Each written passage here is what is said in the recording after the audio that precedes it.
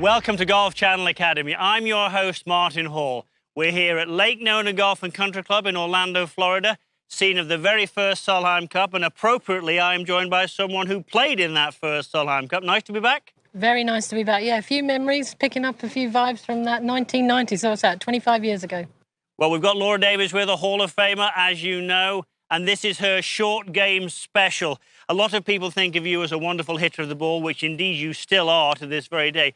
But I think short game is where you excel. So share with me and share with the viewers some expertise with, well, let's start with the lower chip shot here. Talk me through this one, Laura. Yeah, this is a pretty straightforward shot. I probably would do it one of two ways. Go with the, I like to think of it as more of a, kind of like a putting stroke almost, but with an 8-iron, always the 8-iron, because it seems to have the perfect amount of loft.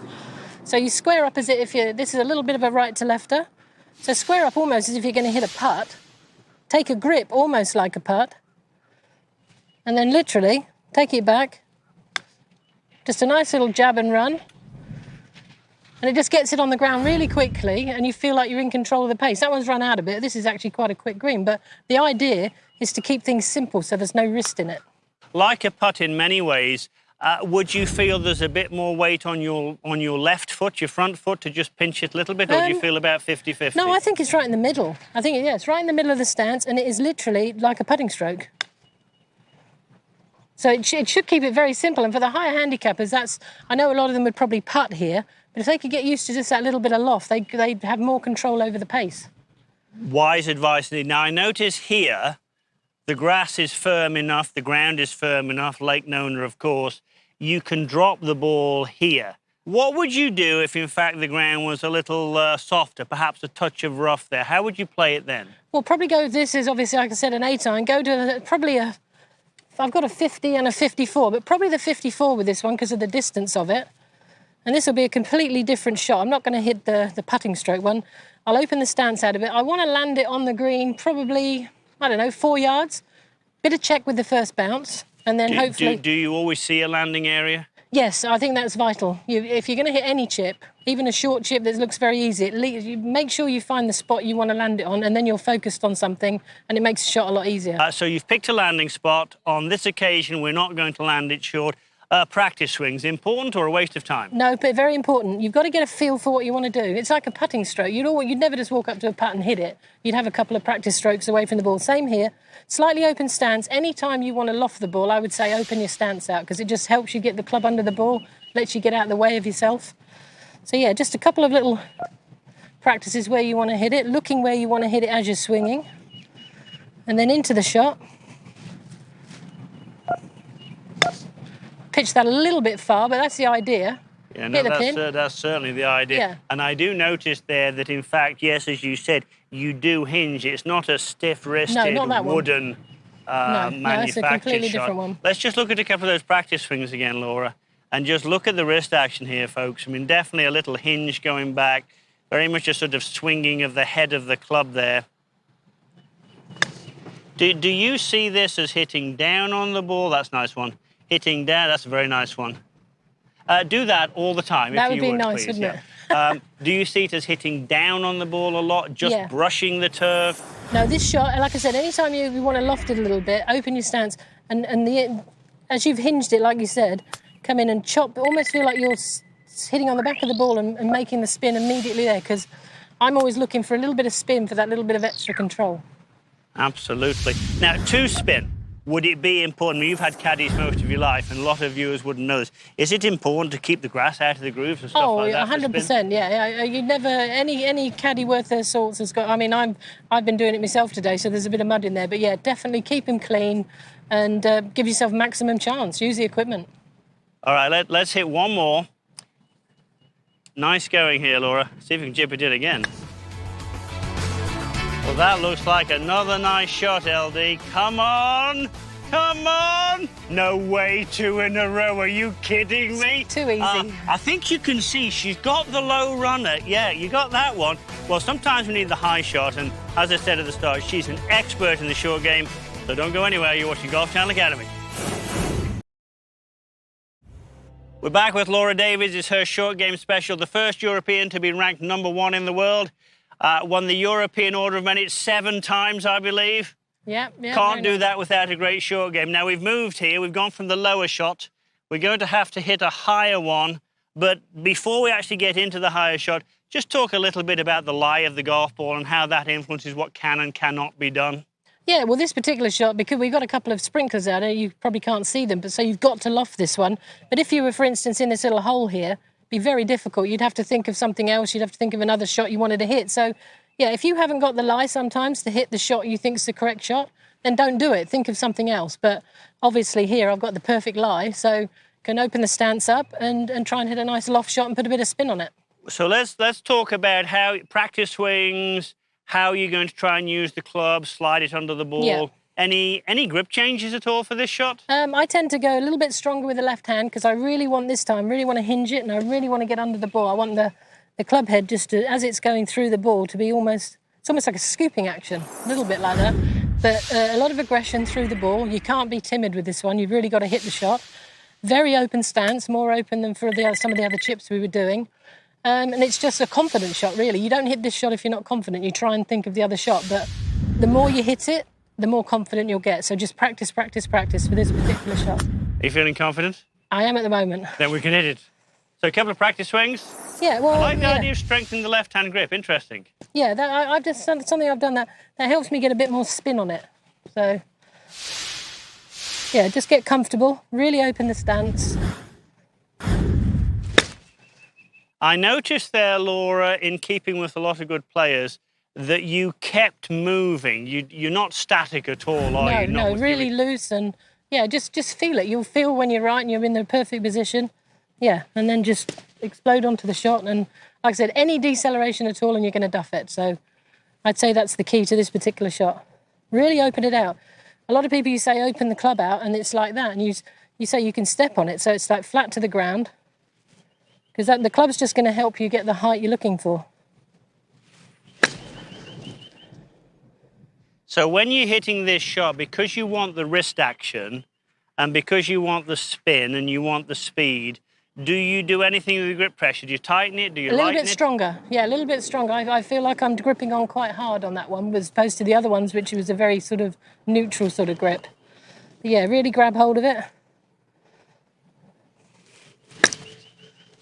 Yeah, very, very and nicely played. It'll always spin that way.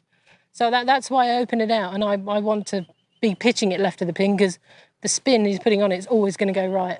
Do you very carefully watch the ball or not so very carefully watch the ball with this shot? Yeah, I'm always looking at the back of the ball. That's my one thing. I'm concentrating. I'm thinking about not so much with a smooth swing with this because I think this has to be a more accelerated takeaway than a normal long swing. So, yeah, I'm looking at the back of the ball and that's what I'm concentrating on because I want to chop down under it, take the legs off the ball, put the spin on it. So, yeah, that's a good point. OK, let's see you hit one more and then I'm going to ask you a question here. I mean, that's really hit with an awful lot of, that's definitely got some good check on it. So you've played golf around the world for many years. You've played in lots of pro-ams. What is it that you see that our viewers, many of them you may have played with in a pro-am, what is it that they do that really sends shivers down your spine around the greens? Around the greens, I've already said it, it's just that deceleration. They get over it and you can see they're anxious. It's in a scramble and they wanted the ball that was somewhere else because this is not their sort of shot and they'll get over it. They'll take it back probably a bit too quick and then they'll come in with a big decel like that and it just takes all the club head speed off. They probably hole it, but it's, it's just the one thing they do and it's consistently that they do it. I just want to make the point one more time that you have said, but as a teacher, I think it's so important. The hands. Would you ever tell anyone to take their hands out of the short game? No, not at all. It has to be. Yeah, Thank you. Has to be in there. Yeah. The only one would be that putting stroke one that we did earlier. That'd be about the only time you chip where you didn't want your hands really involved in it. Well, let's hit one more here. Okay. One more good one. So the takeaway here is opening the club a little bit. Yeah, and you're going to take it up on the outside because, again, you want everything to be generating the loft on the shot. Oh, I like the spin on that one, LD. So very good description of how to hit that high spinner. Now, once you've hit it on the green, unless you hit it stone dead, you've got to knock the next one in. And when we come back, that's just what Dame Laura Davies is going to help us do.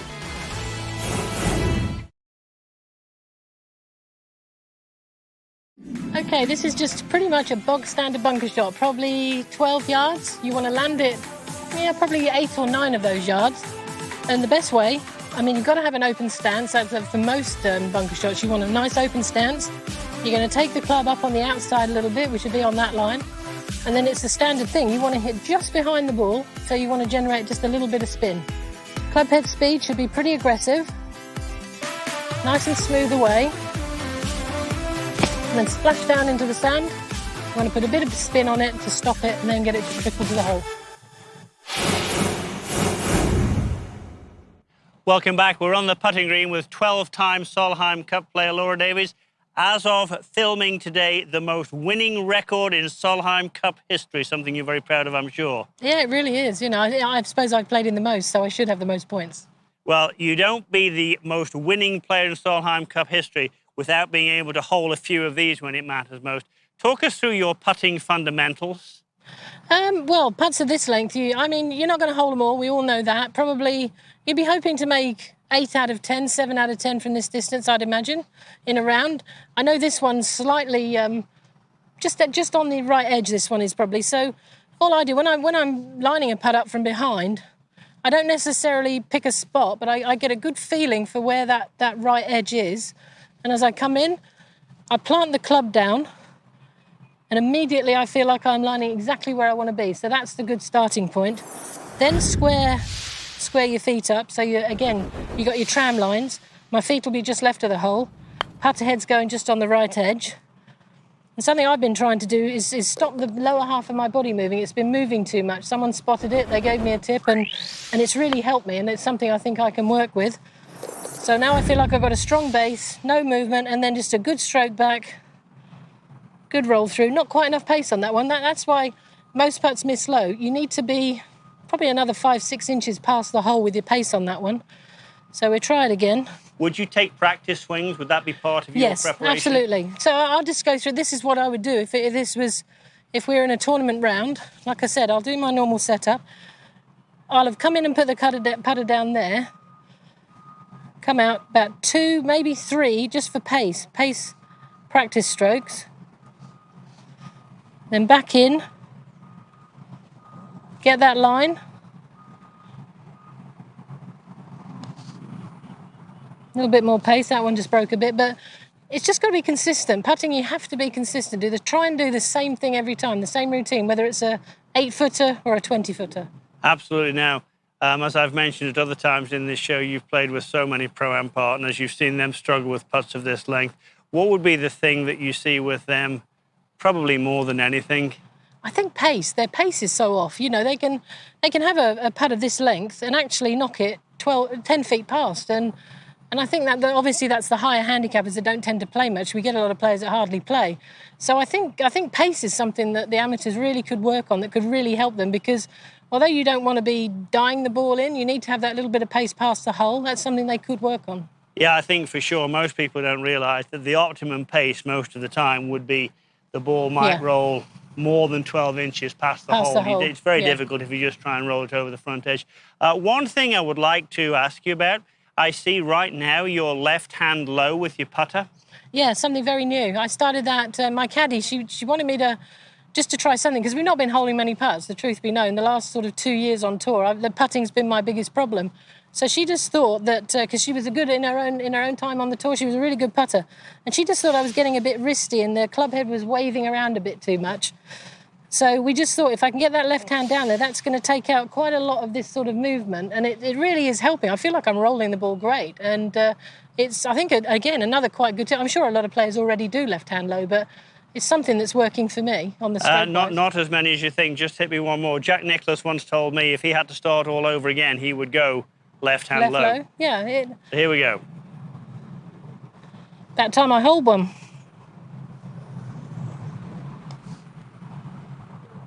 And there it is. You were just playing with me. You just wanted to make this segment last a little bit longer. So wise words from Laura Davies there. Stability, very important. Left hand low, might be worth trying. When we come back, not every putt's going to be 10 feet like this. There are a lot of longer ones we have. And Laura's going to tell you how to do it when we come back. OK, now here we've got a really, really difficult bunker shot. Plugged up the face. And you haven't got that much green to work with. So a technique I like to try is I really hood the club face, get a much, much squarer stance to the ball. And when I take them, I've got an incredibly loose grip here. You could almost pull the club out of my hands. The idea being, as the club hits into the sand, with the loose grip, it's going to open out and it almost shovels it out and it'll pop it up in the air and it lands very soft rather than a normal plug shot where it releases and runs a long way. So, like I said, this is a tough old shot, but certainly one that's good to have in the bag. It pops out and releases. It doesn't release half as much as it would if it was a normal square face bunker shot. So yeah, just try it. Practice with a loose grip, take it up and drop it into the sand and it just opens out like that, pops the ball up. Well worth a go. We're back. We're on the green, but we're not 10 feet away now, Laura. We've got 40 feet, and I've decided to give you a tricky one. It's uphill and it's downhill. It's into the green, then it's down the green. Talk us through your process of how you would read this, where you would look, what you would do. Yeah, well, the first thing you've already said, you look at, especially in Florida and places around the world that have real grainy greens, that's the first thing you look at. So you're working the speed out in your mind for a normal... I work it on a flat putt and then put into that all the things. So now I know roughly how hard I want to hit it. So I'll read this particular putt, probably 2 putts. The first bit's pretty flat till you get about here. So I'm going to think that's a straight putt to there. So that the line for me is going to be about 3 feet right to the hole, because once it gets to this point, it picks up speed down grain and it's going to start breaking in a bit. So roughly 2-3 feet outside the right. I'm not necessarily looking to hole this. I just want to 2-putt this, get on to the next hole. So pace is the most important part of a putt of this distance. So yeah, about 2 feet outside the right. A little bit steamy, might not come back, but you'd be happy with that. That's a tap in. Absolutely. Yeah. Again, if you would, please, Laura. So very interesting. The last thing you did was look at the hole, and then as your eyes came back to the ball, you let the putter swing. That's the athlete. That's Laura Davies, the athlete at work. You don't spend a lot of time looking down at the ball and forget where your target is. No, exactly. That last look's the important look, and then down, and that's my trigger. That's the point I know I'm going to hit the putt. Let's imagine this was to win your next tournament. It may be next week. Could be, couldn't it? 2 putts to win your next tournament. The full routine. Here we go. Okay, we've read it. We know it's 2 feet. Pressure's on now, though. The legs are shaking a bit.